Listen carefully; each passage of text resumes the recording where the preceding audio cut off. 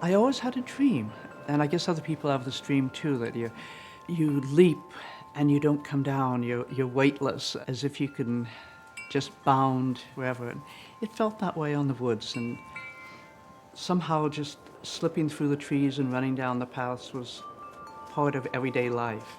Just a sense of that's who I was, that's when I was myself.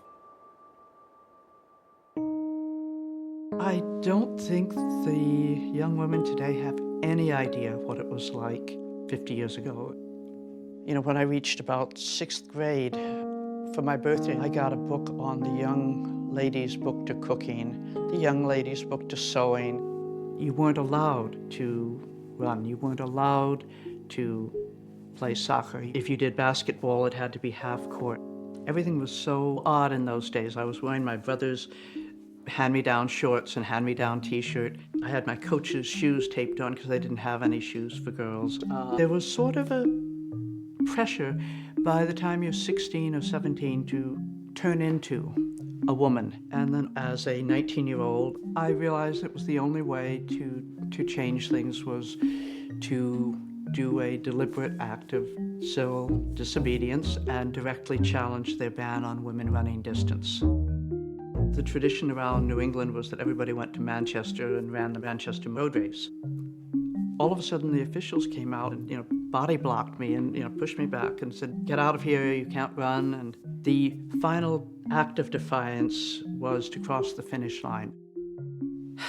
And indeed, it did work. They said, "You have to promise not to embarrass us again, and in return, we will start cross-country runs for women this spring," which was 2 months later, and they did. That was the first time women were allowed to run cross-country. If I had backed down then, I might very well have backed down on other things in the rest of my life. But instead, it gave me a backbone. Running formed who I am and gave me the confidence to just go ahead and do what it was I wanted to do. So I went to graduate school in Indiana, and it turned out they hadn't had a woman graduate for 20 years. And then I started going off to Trinidad to study bats, and we would go into these caves and climb on 1,000-year piles of guano. And when I grew up a little bit, I got to go to medical school and become a psychiatrist, which was very meaningful to me.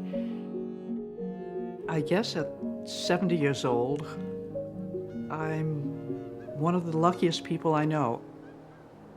I run now to bring a kind of peace I couldn't place in any of the races I used to run.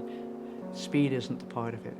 Inside there's the antelope, the Mustang that just wants to gallop in the wind. I escape gravity, I escape age. I run for the sheer joy of it.